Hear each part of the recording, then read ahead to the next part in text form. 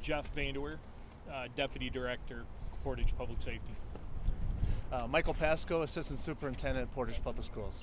First off, nuts and bolts from how you guys got the call this morning. So Portage Department of Public Safety received a phone call around 9:30 this morning. It was quickly transferred to Kalamazoo Central Dispatch, where a report of shots were fired at Portage Northern High School. Multiple agencies from around the county responded to the school. What was the call like in terms of its recording? Since we know the nature of it was fake.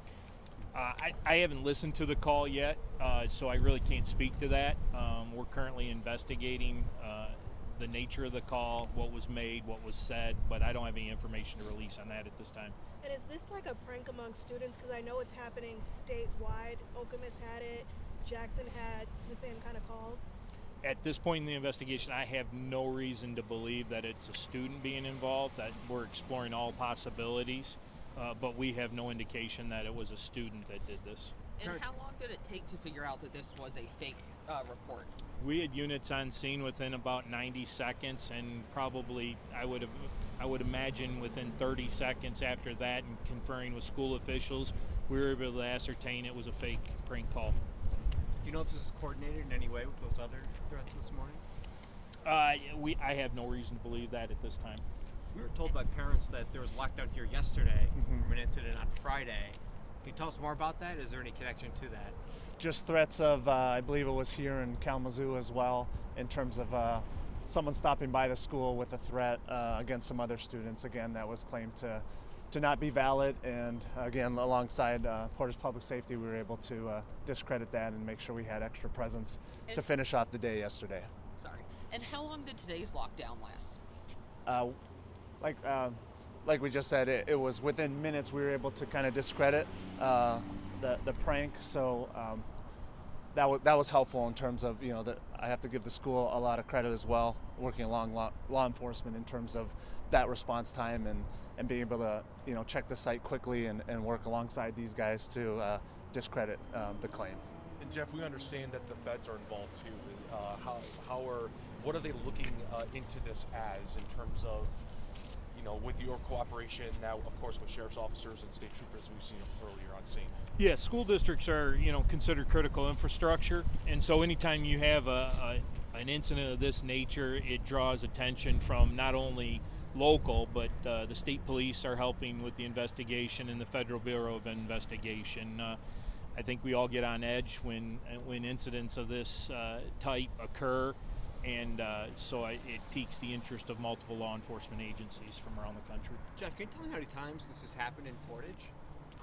To my knowledge, this is the first time that this has occurred recently. I don't know the last time that it occurred. What do you say to parents that are, we just talked to one who just didn't know if they should even drop their kids off in school today. There's just a lot of uncertainty about their safety. What do you say to reassure those parents? What I would tell them is we're constantly working with Portage Community Schools to not only improve our response, our coordinated response, but also to improve based on best practices on how we will respond to these incidents. I think today is a perfect example of how quickly we responded and how we coordinated together with the school district to ascertain that it was false. I have as much confidence in both Portage Department of Public Safety as well as our community law enforcement partners and the school district to respond had this been an actual event. Any criminal charges that, obviously you guys are investigating to see who was responsible, but I'm sure, can you talk about sort of criminal penalties associated with something like this? Well, it's too early to tell where we're at with the criminal investigation. I haven't had a chance yet to go back and talk with our detective bureau.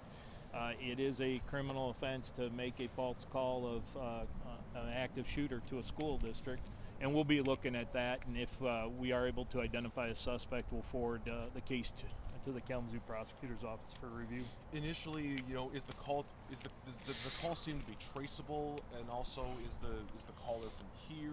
Any initial indication as far as where to look from here, going back to that call? Yeah, I don't have any of that information yet. Obviously, we've had a lot of events going on here at the school. So we're just in the process of getting back to our department and looking to see where we're at with the criminal investigation. Did you guys make any arrests from whatever happened yesterday and Friday here? I don't believe so, no. And can you tell us a little bit about the messaging that went out to parents this morning after the threat was deemed fake? Yeah, basically be a similar message to what we're doing right now with the city. We're going to put out a joint communication here shortly. Just what we basically just told you guys, that things will be able to be discredited very quickly, and that things were under control. We can continue to operate as we began the day.